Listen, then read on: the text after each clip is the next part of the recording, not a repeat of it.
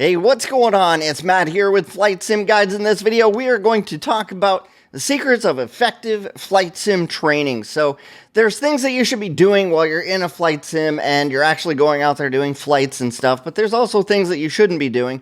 Today, we're going to be talking about a few things that you should be doing. So let's focus on that.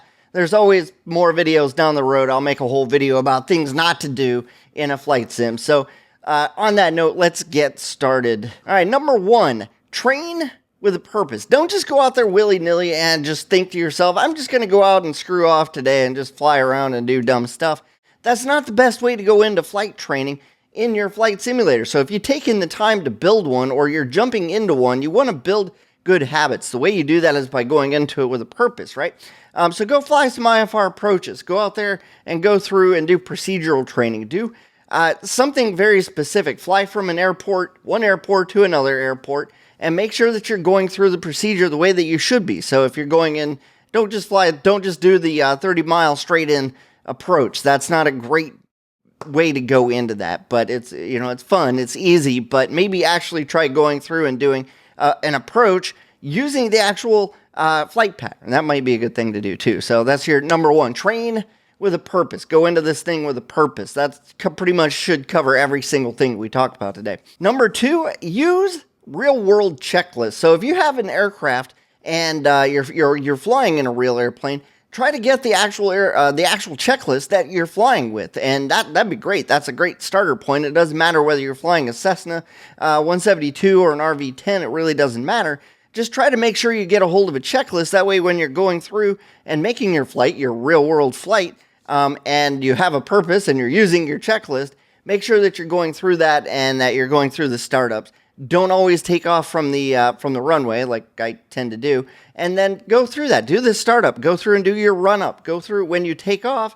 Make sure you're making your call-outs. Make sure you're actually going through and doing the before landing checklist or the cruise checklist. Make sure you're going through all of that stuff. It's really going to help you build those good habits that you want to have in the real aircraft. Okay, even if you're just flight sim pilot and you're not flying anymore in real life, I guess you could do whatever you want in that case, but it's still good to stay in practice, right? Number three, master your hardware setup. So if you have a lot of stuff in your hardware, like I do, I didn't turn it on today for this, but if you have a lot of stuff, make sure you've gone through and calibrated everything. If you need to adjust your levels, like I need to in X-Plane 12, make sure you do that. Make sure you've mastered how everything works, the sensitivities on some of that stuff. Make sure you understand how everything works, and make sure you've gone through the setup process. Make sure you know where all your keys and key bindings are. Those are really going to help you out in the future as you go through your flights. Okay, so just make sure that you've mastered all of that and that you're familiar with all of your hardware and how it works with your flight simulator, whether it's X-Plane, Microsoft Flight Simulator, or something else. Number four, fly in real weather conditions. So you can go into, whether it's Microsoft Flight Simulator or if it's inside of X-Plane 11 or 12, you can set the weather conditions to actually use real life METARs and TAFs and all that stuff. So you can go in there and it'll pull the real weather data out and actually it'll actually plug it all in, the cloud levels, the winds, whether it's scattered clouds, clear, whatever it is out there. You can go out there and fly, and if there's a blizzard, you can go out there and fly in a blizzard in the real world conditions. So we definitely recommend, definitely use that. That's going to make you a better pilot overall, just understanding those challenging conditions and not always flying in, calm days with no clouds, of course, so make sure that you're understanding that. Something my dad always told me was, whether you're going to go fly or not that day, pull up the METARs and look and see, even if you're not flying, look at the METARs and say, would I fly today? Would I make a go, no-go decision? Or, would I stay on the ground or would I go flying? And that's honestly probably really good advice.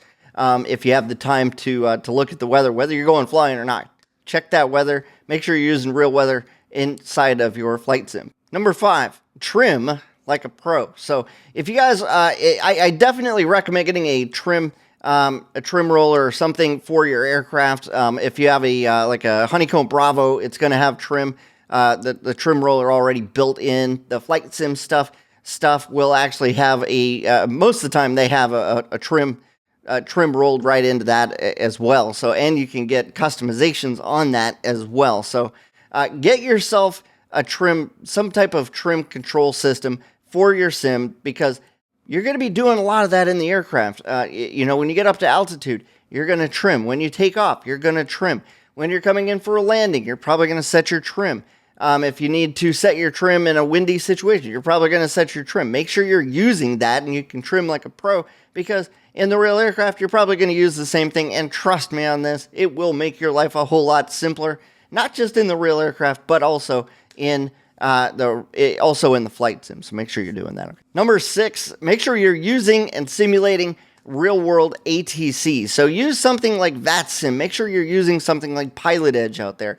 You've got to use programs like that to really up the realistic count and what it's like to fly in a real airplane, talking to real people. I love Pilot Edge for that, because you can simulate speaking to real people, not just AI sim. I'm sure there's some great AI out there, but if you're not doing that on a regular basis, you will, I don't want to say forget, but you'll kind of lean back into that, oh, I'm scared to talk to ATC, and the reason that you're scared is because you're not sure what you're supposed to say, when you're supposed to say it, what the proper phraseology is. So just make sure that you're using that with a real ATC operator, even if they are, kids that are learning.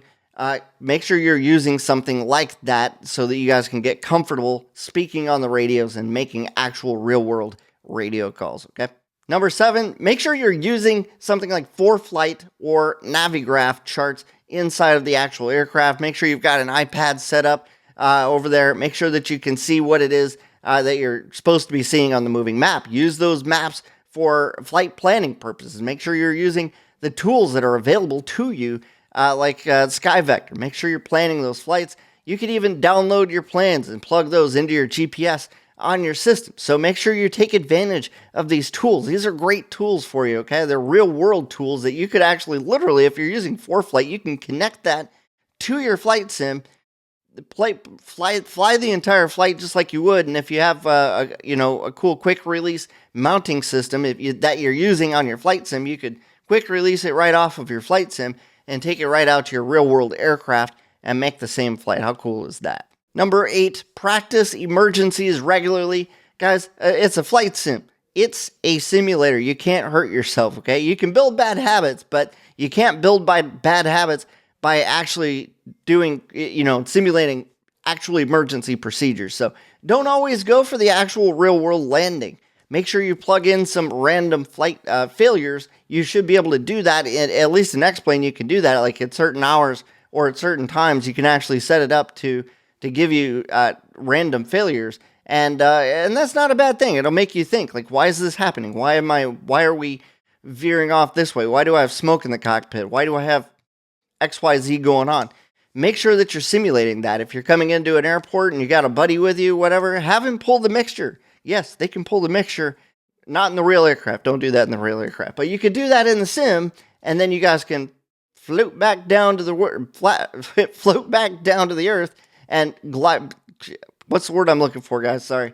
Trim, again, going back to trimming like a pro, trim for best glide and make your landing to an open area where you feel like you got to be making these decisions, not just in the real aircraft, but in the sim. Okay, so do it in the sim where you're not going to wreck yourself or your airplane, and that'll make you that much better of a pilot. Always be thinking, where am I going to land? How am I going to land? How am I going to make this happen today? Okay. Number 9, challenge yourself with unfamiliar airports. Don't always fly out of your home airport. I do that way too much. I just kind of like, I'm not even that familiar with my home airport because I don't fly out of there that often. So challenge yourself, become familiar with other airports in your local area, or other airports that you've used to flown into maybe, or airports that you think you might fly into. Make sure to challenge yourself in different areas. It's a sim. You can go really anywhere you want. I mean, the world is your oyster.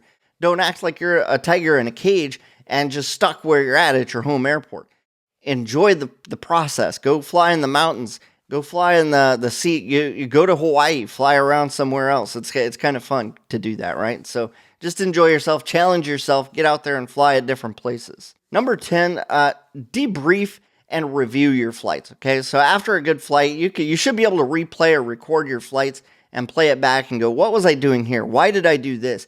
How did I do on my landing? You should be able to switch the views even on your landing, and you can see if did I do a good flare? Did I come in and hit those back two gears before putting the nose gear down? Make sure you're going through and debriefing even yourself. In a good cockpit or a good flight, normally the flight instructor, or even if it's just you and some other pilot, you guys will sit down and say, hey, what went well? What didn't go well? What could I do better next time, and how can I make this a better flight? I promise you, you will not go out flying if you challenge yourself well enough. Even if you're not even trying to challenge yourself, chances are you will learn something, okay? So there's a lot of great things out there that'll happen. You'll always be learning something. Something will happen. You'll be like, I learned from that, and I'm not going to do that again. So hopefully that's not too bad, but always be learning and having a good time. Challenge yourself and just enjoy the process of what you guys are doing with a flight simulator, okay? I'll catch up with you guys in another video. If you guys haven't already joined up with the Academy, I'll leave links down in the description. If you guys are new to flight simming, I will show you guys exactly how to set up your first home flight simulator. I'll catch up with you guys later. Take care, and I'll see you in the next video.